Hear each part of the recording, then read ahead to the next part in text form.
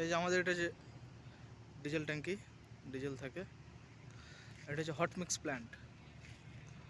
এটাতে আপনার পিটুবিন হয়, এটা আমরা বাংলাতে বলি কালামাল, মানে পিচ থেকে যেটা আলকাতরা দিয়ে তৈরি হয়, এটা হচ্ছে সেটা মেশিন।